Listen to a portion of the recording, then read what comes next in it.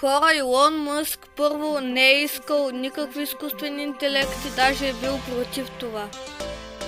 Обаче сега той точно е създал това. Изкуственият интелект е най-голямата заплаха за човечеството. Той може да заеме местата на много хора в работата, както и на животни, кучета и котки. Просто се замислете.